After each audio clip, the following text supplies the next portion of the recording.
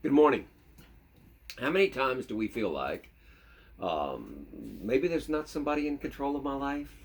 Maybe I'm just doing all this myself and I'm not making such great choices sometimes, and this thing just doesn't seem to be working out the way I planned. Well, Joseph could have thought that 1,000 different times.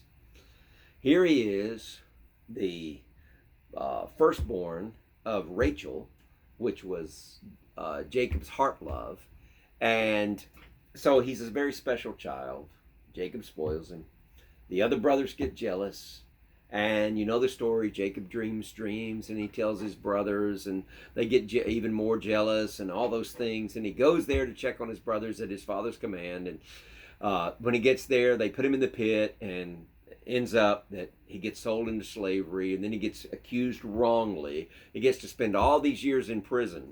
And you're thinking, man, you just did something wrong. I mean, what happened to you? But yet, God had done nothing wrong. He let him be born in that particular age. He let him be born in that birth order. He let him be born from that particular mother in order to inspire that jealousy, in order to inspire that.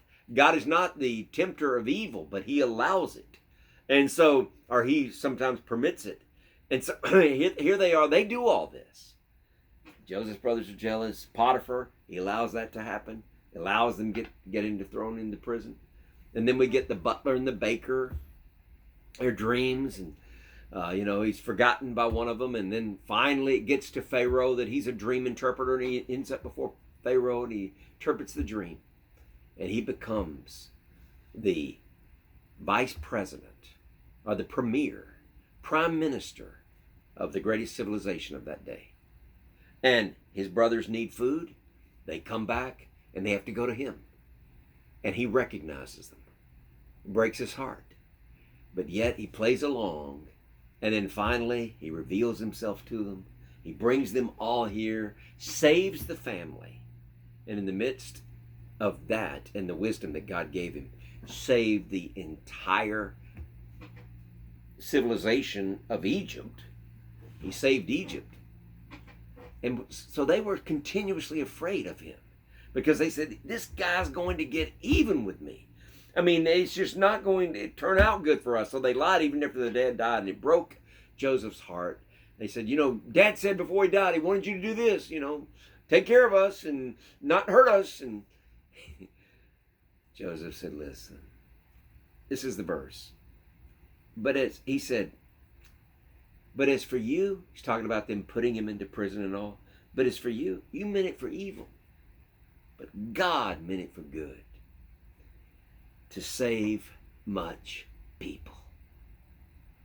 God's ability to turn bad actions into good endings is only divine.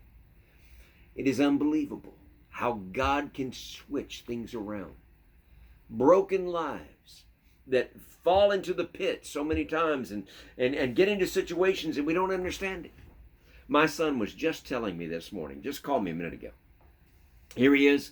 He's selling some golf clubs. He takes them to a guy, and they're dickering over the price. And finally, they decide upon it. They get to talking a little bit, and he tells him, he says, "Well, you're in the military?" He says, "Yeah, my son just went to the military." He said, "Well, I admire that, and you tell him thank you for his service and this kind of thing." He said, "Yeah," and he said, He said, "I wished I'd have fought myself. I had two grandfathers. One was quite famous. He was decorated like crazy, and he said he got saved right before he went in, and we've still got it in this glass frame. It's got a New Testament."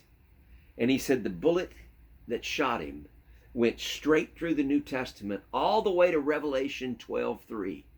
And he said Revelation 12:3 is about the red dragon.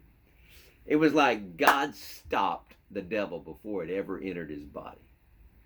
And he said, grandfather got Purple Heart, all kinds of other medals and all this kind of stuff. And I thought, God, and then he became a preacher. He gave the rest of his life, when he came back, because of all these things in the war, he became an effective preacher. Now, God put all that together. He's putting your life together too. You just trust him. Somebody might mean evil things for you, but God will turn it around for good. You trust him and look to him. God will not fail you. God bless you.